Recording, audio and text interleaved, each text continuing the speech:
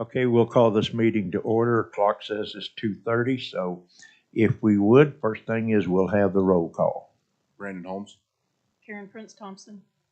Dan Matthews. Gary Hudson. Michael Taylor for County Commissioner Brian Mon. Butch Freeman. Keith Block. Donna Jackson. Hannah Dix. Okay, good. Got a full house. That's always good. All right, notice that this meeting was properly posted on Tuesday, November the 22nd. Next will be our Pledge of Allegiance. Miss Karen, it seems only appropriate that you would lead us.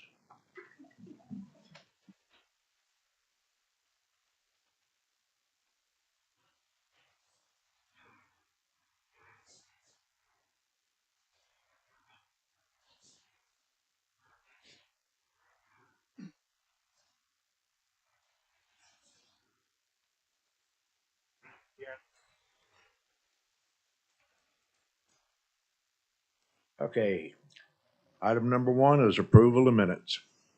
Motion to approve. Second. Got a motion and a second. No questions? No comments? Hearing none, all favor? Aye. Aye. All right, consent agenda is items 2 through.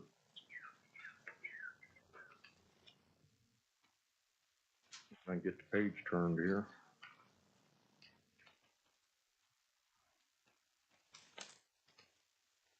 Two through 5. It was all on the same page anyway, wasn't it? Motion on the consent agenda. Move the consent agenda. Second. Got a motion and a second. All favor? Aye. Motion passes. Now we'll go into the departmental items, and the first is the BOK forfeiture account. Hello. Hi, good afternoon. This is the forfeiture account as of October 31st, 22. We have a balance of 1,397,299. There were no forfeitures in October, but I reached out to Bank of Oklahoma and they say that they do it every couple of months, so it's kind of a little bit skewed. But we have an estimated balance at the end of the year of 1.8 million. Okay. Any questions? Comments? Do I hear a motion? Motion to receive the report. Second. Okay, we got a motion and a second to receive the report as presented. Thank you. All favor? Aye. Item number 7 is a schedule of regular meetings. Is there anything unusual or that we need to know about on this, Carrie? No. Okay. Anyone have any questions? All right, if not, is there a motion? Move the item. Second. Got a motion and a second to approve the list and schedule of regular meetings for calendar year 2023. All favor? Aye. Any opposed? Hearing none, motion passes. Okay, now we get to the hard stuff. Discussion and possible action regarding a defined contribution retirement and health benefits for Karen Prince Thompson. Well, Karen, you have been with this county for, let me see, how long? Forever? Pretty close. Pretty close. Well, it would take hours to talk about the many good things you've done on behalf of this county. And gosh, I know ever since that I have been here, I guess, 39 years, coming up on 39 years. So we are going to miss you, but I do understand and would just wish you Godspeed. All right, with that. Make a motion. Second. Okay, got a motion and a second to approve retirement request for Karen Prince Thompson. All in favor? Aye. Abstain. One of your last votes is going to be an abstention. I better Okay. not vote my own. All right. The next is also another very sad piece of paper in that we're asked to accept the resignation letter from Trustee Karen Prince Thompson to be effective December 30th. Any questions? Do I hear a motion? Motion to accept. Second. Okay, we have a motion and a second to accept. Now it's getting close to the final. It's actually, I have surgery next week, so I'm actually gonna be out starting next week. Okay, we have a motion and a second. All in favor? Aye. Aye. Abstain. Motion passes. All right, item number 10 is discussion and possible action regarding the 2022 Retirement Board Special Election Notice. Mr. John. Good afternoon.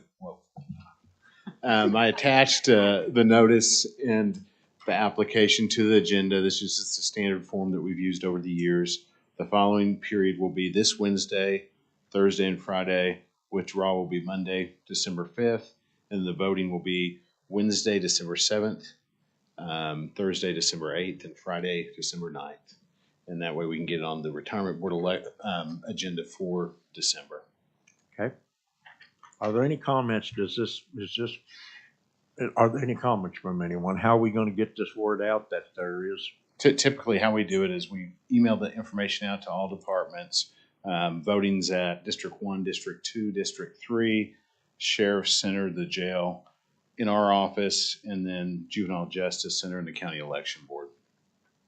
Okay. And now you said to the supervisors with the request that they pass it on down to all of their people. Correct. Okay. Any comments?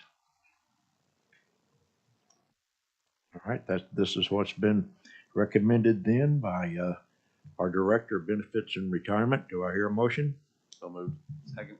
Okay, we got a motion and a second to adopt the recommendations of the filing period, withdrawal period, and voting. All in favor? Aye. Any opposed?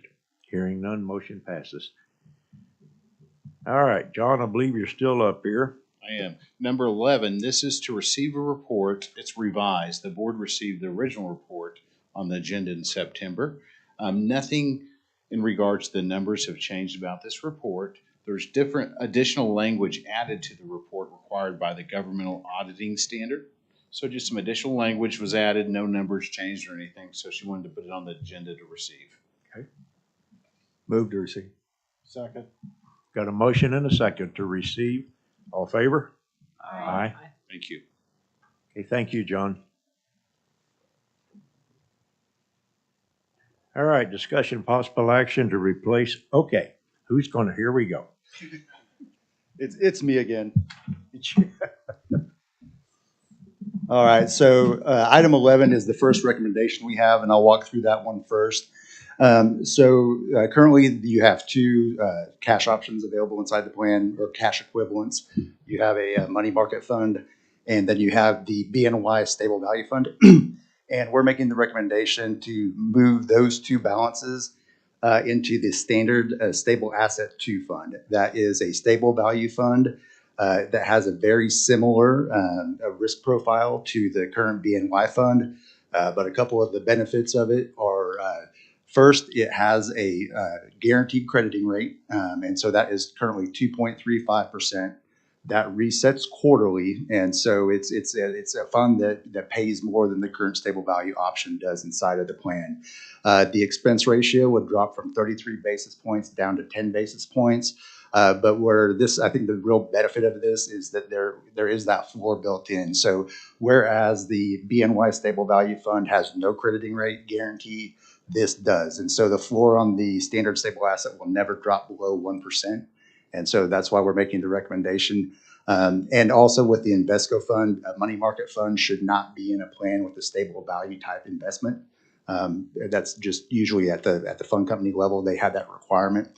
And so really the Invesco fund should go away in general, but we do recommend combining both those balances into the standard stable asset 2 fund. Okay, questions? What was the Invesco interest rate? So Invesco over the last 12 months through 6/30/22 returned 1.49, and then the standard was about 70 basis points higher, and the current crediting rate is 235. That's fine. That's fine. Okay, Then if this is passed today, when does this take effect? We'll work with you on that, but since there's an accrual fund involved with all these recommendations, it would likely be 2/1 or 3/1. We would have that date firm for you at the next meeting. We would be able to tell you the date because we would have the letters of direction at that time. But we're looking at 2/1 or 3/1. Okay, good questions. We will give the employees plenty of notice if they want to move out of the funds on their own, correct? Yes, sir.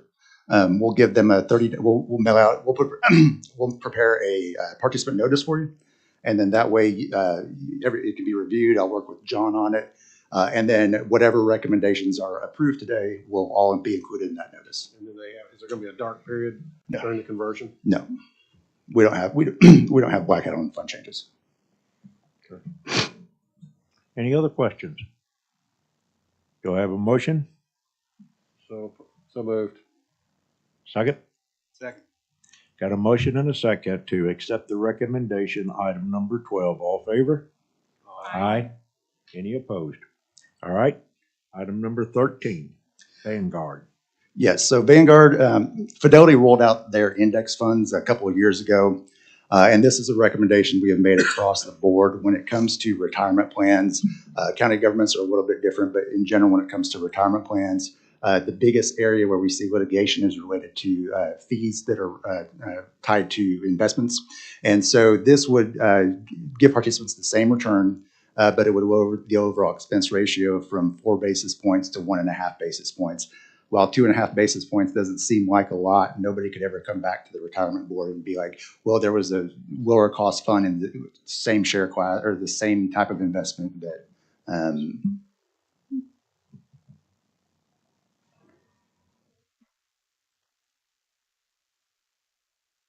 Yeah, the question's just been asked, aren't we paying those fees? The county's paying those fees. They right? are, so it would actually be, I'm sorry, it would be savings to the county. Okay.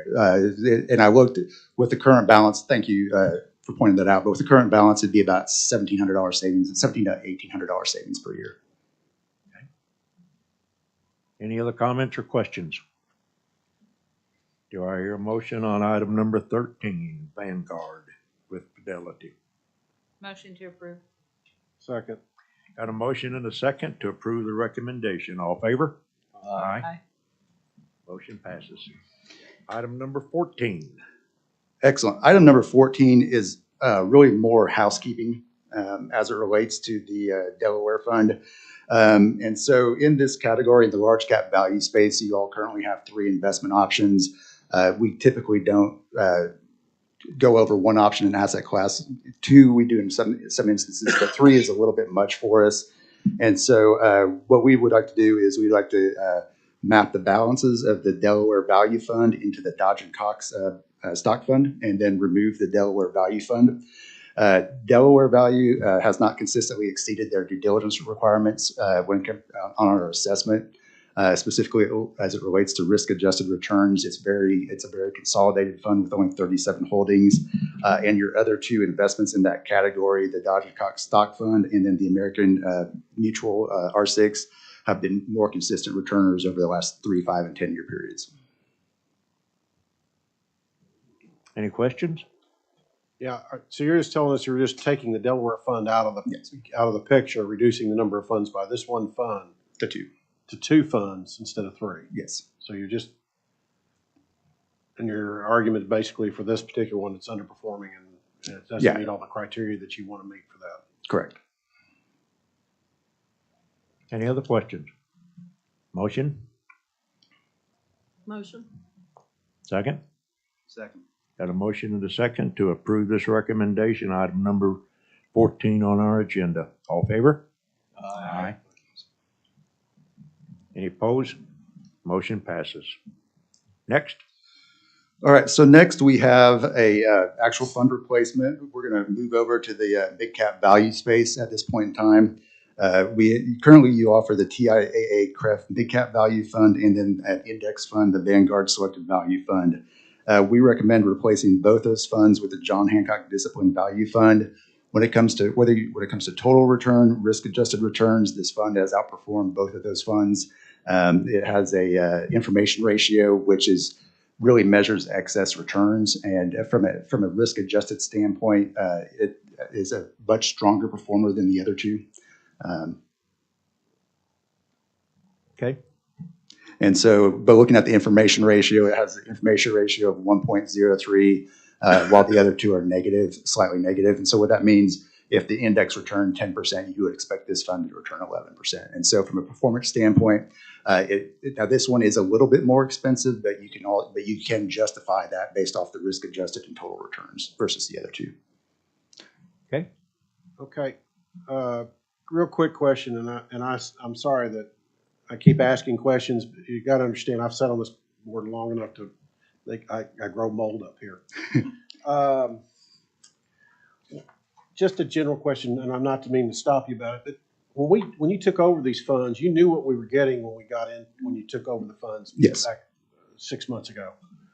And it looks like, based on what I'm seeing, is about and I know that there's quite a few funds involved here, but it looks like we're wiping out a lot of the stuff that was originally transferred, correct?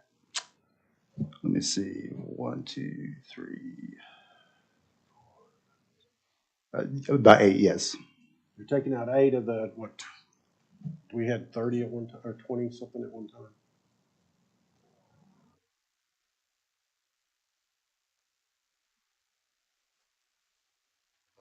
$21. Okay, so we're doing over a third of the funds. We're rolling them out. Now, Yes. not to say that our previous investment company may have not have been on top of the world at the time that last year when they notified us they were leaving us. But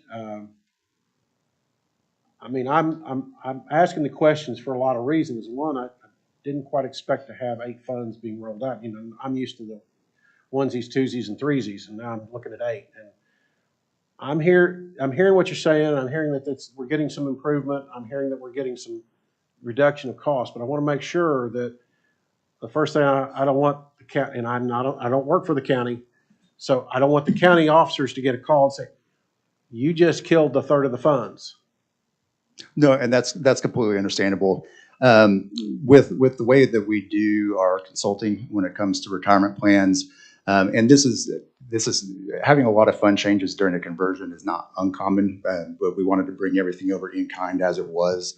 But we would prefer, as your fiduciary partner on these, just to kind of, you know, if the retirement board approves each selection, is to kind of just make all of the changes at once, because we actually don't like to make fund changes. It's not something that we are going to, you know, necessarily come back every year or every meeting with fund changes. That's not the way that we operate. And so it's more a clean sweep now, and then going, if approved, obviously, and then going forward, the number of changes would be much less. Well, you have to understand that the members of this board are not investment experts, or we would be sitting in your shoes instead of up here. And all I've got is 3 letters after my name. And so I'm just seeing this as kind of a function. I agree that some of the stuff may not have been dated. It may not have been, should have been looked at a year ago or the last 8 months. But I just want to be aware that, are we going to reroute this thing a second time? And fund managers change all the time. Okay. And I'm putting that on the table to this whole board. Fund managers change all the time, and sometimes they don't. When they change the fund manager, a lot of people get this real negative effect, and they say, okay, we're going to pull all those funds out and move to another fund.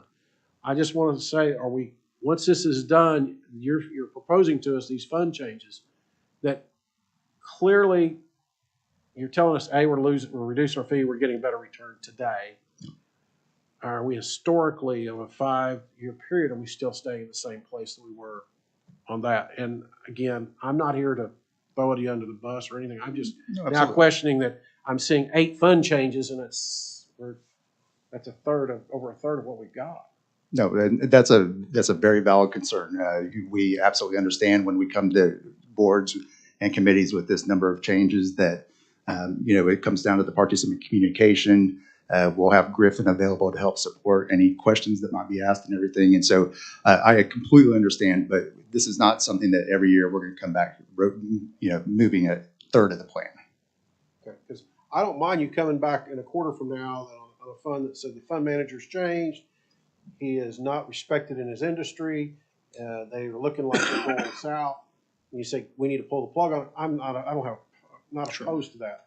And, but you knew the funds when we got into this deal. You guys saw all 21 funds when we got into this program a few months ago. So I'm just asking, okay, go ahead and go back on that. I'm No, sorry. no, you're fine.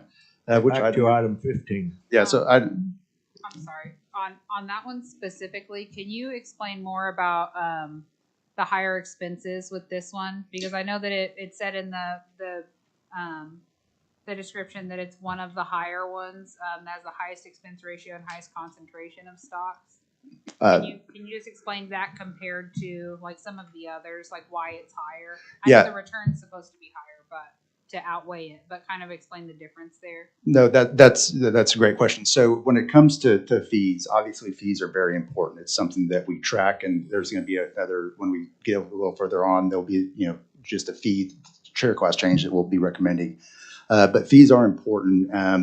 But so with our consulting philosophy, about 50% of our assessment is based on total return, and about 50% of it is based on risk-adjusted return, which takes into consideration fees.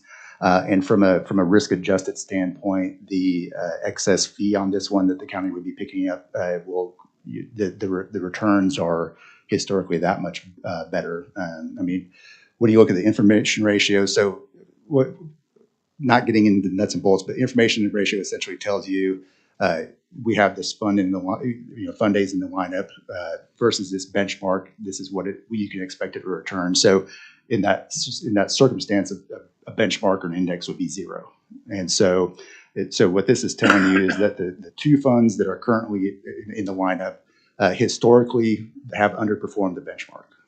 Right. Whereas the John Hancock, their disciplined value fund, has exceeded it by roughly 1.02%. And so that does take into consideration fees. And so while fees are important and we do monitor those very closely, it's not the only decision that we use when making recommendations. And so we think the benefit of this fund and the success that it's had outweighs the additional cost. And when you're looking at fees, the TIA fund is at 45 basis points, and this one's at 75. So a little bit higher, 0.3% higher. And then the index is 0.08, but that's just what you're going to get from an index. So, Can you tell me how much money is in these two funds right now? Can you tell me approximately? John, do we have the brand? Okay. I can get that information, but I don't have it with me right now. Okay. Any other questions? All right, do we have a motion? Do we have a motion? I move approval of item 15. Second. Okay, we got a motion and a second. Any further questions or comments? All in favor? Aye. Any opposed? Motion passes. Thank you. Item number 16. Okay, this is another fund replacement. This is going to be in the small cap value space. Fidelity Advisor Small Cap Value is a fund we've used with a lot of our clients. It's been very successful. It's been much more consistent over the 3, 5, and 10-year periods in terms of total return and risk-adjusted return, and it does have a lower expense ratio than the Northern Small Cap Value. When looking at this fund, when you're comparing the longest history that we can pull together for it, so that goes all the back that way to December 1st of 2004. The average annual return for the Fidelity Fund was 9.64%, versus the Northern Small Cap Value Fund at 6.86%, with roughly the same risk characteristics. Questions? Motion? So moved. Got a motion and a second. All in favor? Aye. Any opposed? Motion passes. Item number 17. All right.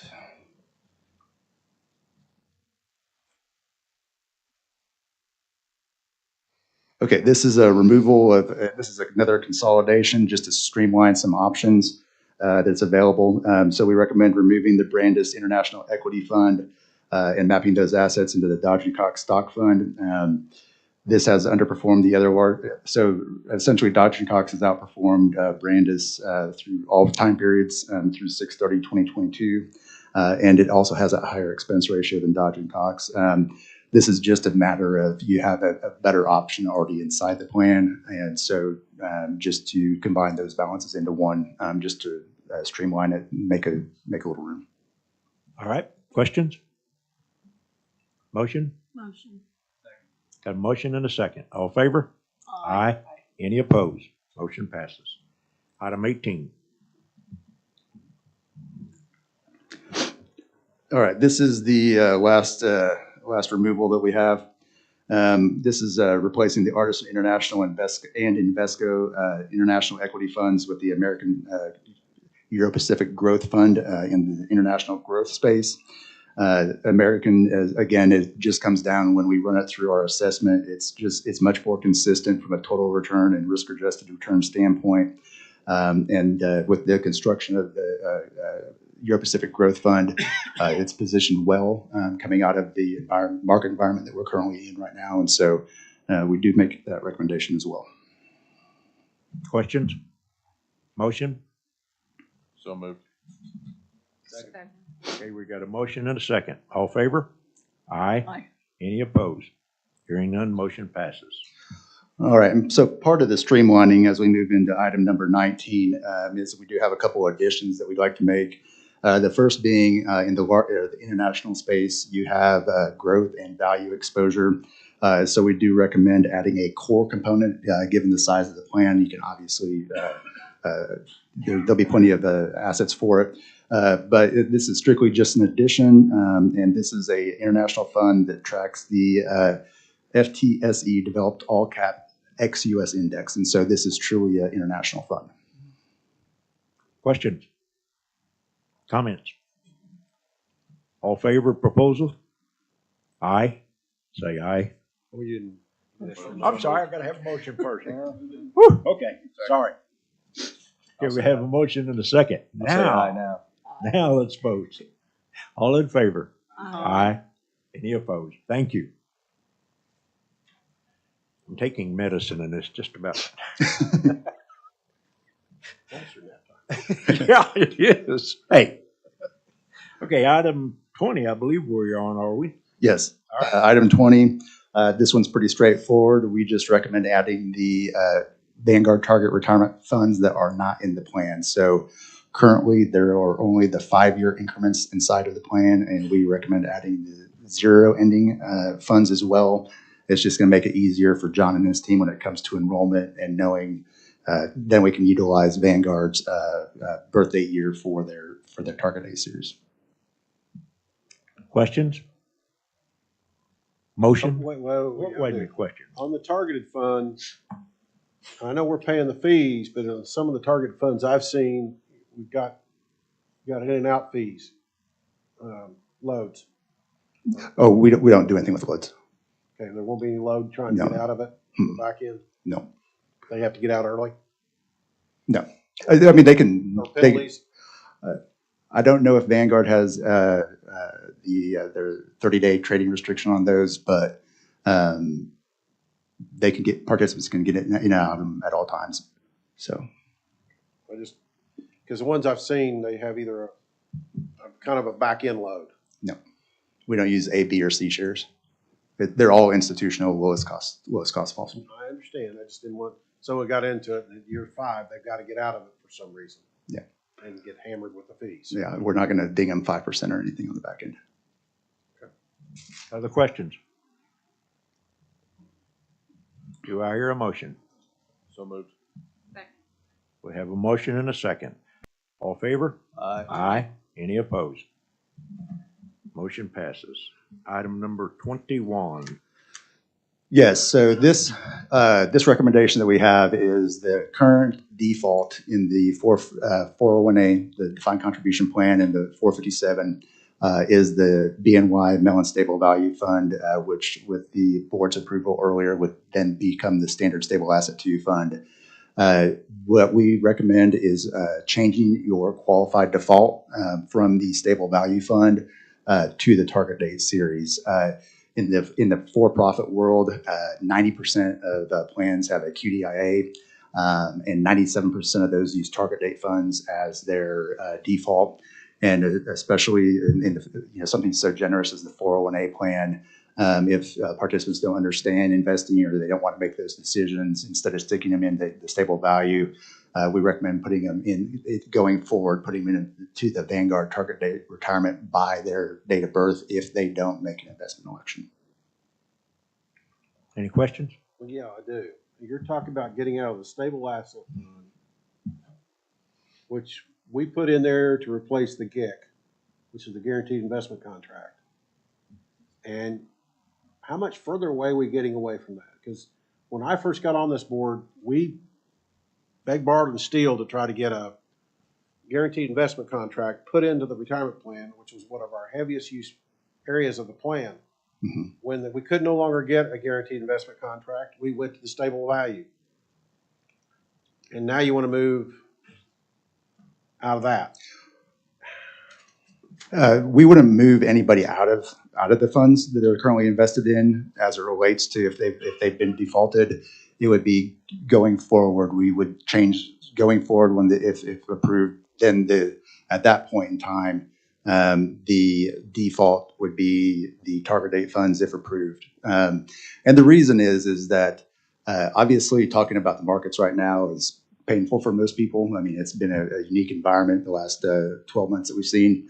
But the Department of Labor gives plans who fall under ERISA a safe harbor provision as it relates to providing a diversified option if no investment elections made by a participant. And so a stable value fund would not fall under that. Now, I know we're not subject to ERISA here, but at the same point in time, when you look at if you have somebody who is receiving the very generous 12% defined contribution plan and are here over multiple market cycles, they're going to be much better off having been defaulted into a target date fund than they would have been defaulted into a stable value fund. And that's why the DOL on the ERISA side provides that safe harbor. Okay, well, let me go repeat what I said so you understand what the deal was. The reason we had a guaranteed investment contract or a GIC and went to stable value is that this board started out with that we wanted our guaranteed investments for those who don't make a choice. In other words, guaranteed that they don't lose the principal while it's sitting there. And in a GIC, you don't. It's like a CD. Yep. You're buying a CD without being called a CD. Mm-hmm. Stable value was what we ended up going to because we couldn't buy the guaranteed investment contract any longer. Again, stable value was supposed to be not fluxing that much with the marketplace, but more of a bond fund or a kind of a cash fund. Now you're talking about putting it into a fund that is a age-generated fund that means you're investing it for them, correct? Yeah, it would be according to Vanguard's glide paths on how they're invested. But So if I'm 25 years old, they're going to put me in a flying fund. You're going to put me in there, and a lot of those investments in that age fund is going to be more of the higher flyers because you've got a longer time to put money into the retirement account, correct? yeah, exactly. But if I'm 60 years old, I'm going to be going into something else. I'm going to tell you I'm not in favor of this one. And I will be first to tell you why. That I've explained why. This board has always prided itself is most of the employees here who do not understand the investments, and I know it's self-directed investments, that we have a somewhat of a responsibility to make sure that their balance is staying until they either get some help with their investments or they start learning it on their own, or whatever. It stays at something more of a fixed rate of return account. And throwing it into a fund that's age generated, you're still at the mercy of the marketplace. No, you're absolutely right. And so, and that's the thing. We don't have to make that change. If you want to keep the stable value fund as the default, you can absolutely do so. But as your partner on your co-fiduciary on the investments, we feel it's prudent to utilize the target date strategy because in your investment or in your example, Keith, if you have somebody that goes into the plan at 25 and is here for 40 years, and if they're in the stable value fund earning 2.5%, but they never make a change as it is participant directed, if they're defaulted into a portfolio-based example, and that's why the safe harbors exist out there, then they would be in a much better position as you assume the economy is going to keep expanding for the next 4 years. Except if you hit them on a year when they decide to leave the county and you hit them on a year that we had a 35% decrease in this market. And that's what we've been fighting, decrease in the market. Yeah, no, it absolutely could affect forfeitures. It could be a negative in some years, and it could be a positive in some years as well.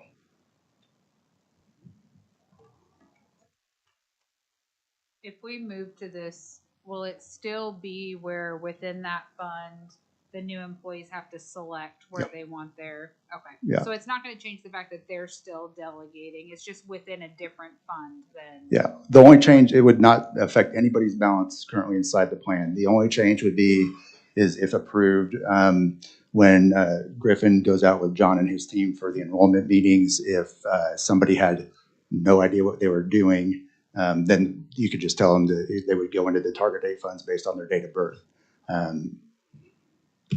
Let me rephrase that. That is a default fund. That means if they make no election, it defaults. Yeah. So that means that some people are going to have, by default, may go into a little bit more risk than where we are now. And I'm saying by default.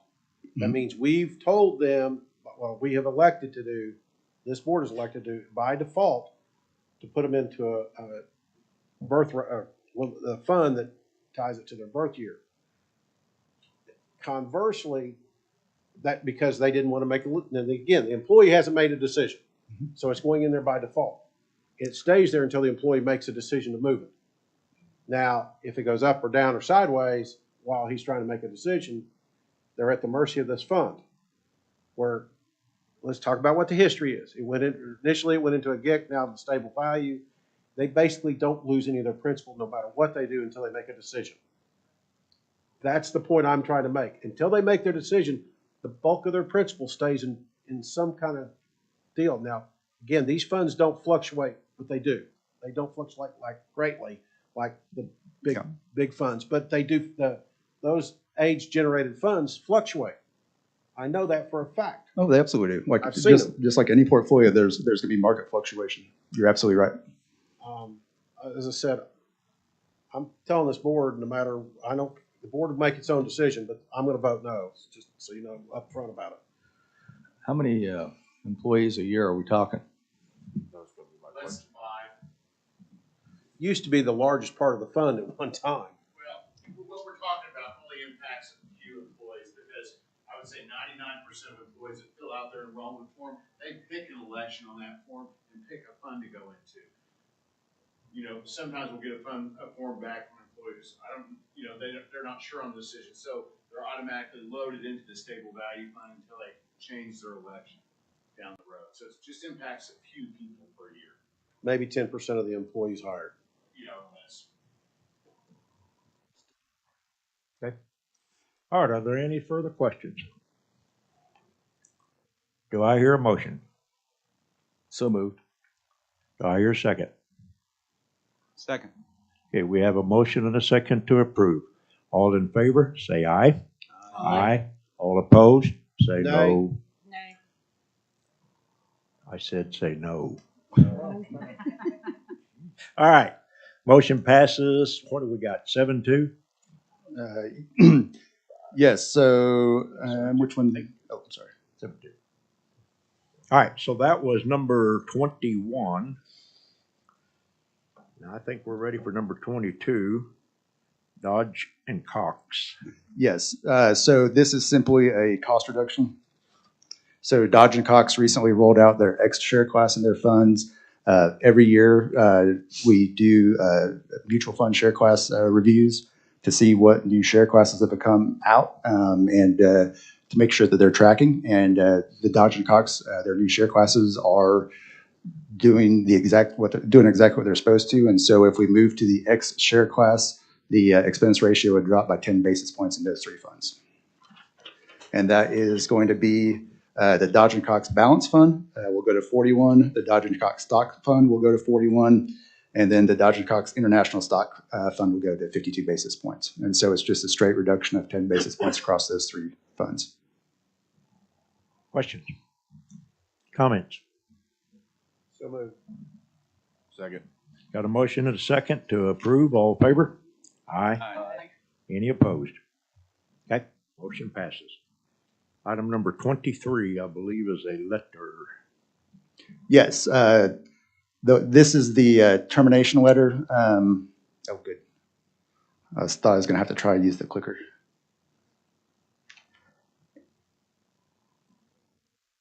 Yes, and so this is the termination letter for BNY, just notifying them that we are going to initiate the 12-month put letter. And so all that means is that when you signed up for the BNY Stable Value Fund, in the contract it said that they can hold those funds for up to 12 months. Very common practice in stable value funds. So this is to start the 12-month window. And once they receive this, and then all new monies would go into the standard fund as soon as that is approved. And then when it comes to the stable value fund, the assets in the current BNY would have to stay there. They wouldn't be able to move from the BNY stable value fund over to the standard for 12 months. But it's very standard practice with stable value funds. No, they can. The BNY? Yeah, they can stay in the fund, and then after the 12 months. No, it's just this is just notifying this is just notifying BNY. Other questions? If not, do I hear a motion? So moved. Second. Got a motion and a second to approve item number 23. All in favor? Aye. Any opposed? Hearing none, motion passes. Okay, I didn't read that way. I'm not a lawyer, but it says we're removing the funds from our plan lineup. So it means that the stable value fund closes at the end of, not only does it close for new money, it's closed period, the way this reads. Correct. It will close the fund and it will stay in the plan for 12 months, the BNY. And then it moves? Then it moves. And then I think that was a question that before we voted, it said, is the money staying at BNY? And the answer is no, it's not staying at BNY. I thought in the recommendation, it's read that we were recommending moving from BNY and the Invesco to standard to generate higher returns for the participants. That's why you put the, okay. okay, any further questions? No. Okay. All right, that's, I believe that completes all of the presentations on the changes. I appreciate BOK very much. John, where are you going? I'd like to have you stay in here for just a few minutes. All right, at this time, it's citizens' participation. Are there any citizens? I don't believe anyone has signed up. Next will be board comments. Brandon? Pleasure to work with you both on the retirement board and the county clerk side, so on the BOCC side. So we appreciate your service here. I'd just like to say it's been an honor to serve on this board, and I don't know if I'll be here at the meeting next month or not. I'm gonna try, but we just what condition I'm in. Dan? Best of luck.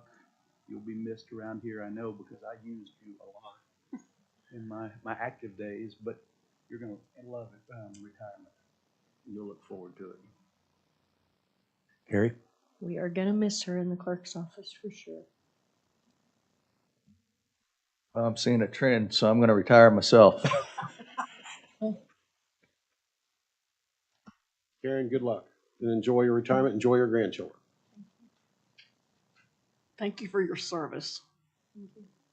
Congratulations. Thanks. Karen, we are going to miss you. We've had the opportunity, by virtue of being in the treasurer's office, to work extremely close with you. In fact, there were several times when I thought you were my employee. And then there were even more times when I wished you were. But nonetheless, you have done an incredible job on behalf of Oklahoma County. I would also like to thank our board members, most particularly the questions, Keith, and all of your questions were not only were they right on, but then for those who may be asking, do they even know what the hell they're doing?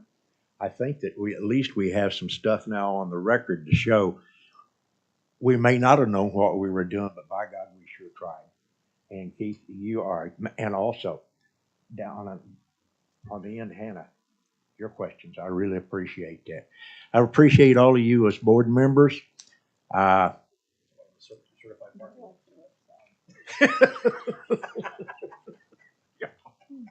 Okay, no more board comments. Is there any new business? Move to adjourn. Second. Okay, we got a motion and a second to adjourn. All in favor? Aye. We are adjourned. Thank you again for attending and thank you for the rundown. Oh, I'm sorry. I did have to ask a real quick question. I know it's not on the board or anything, but we're adjourned. Okay,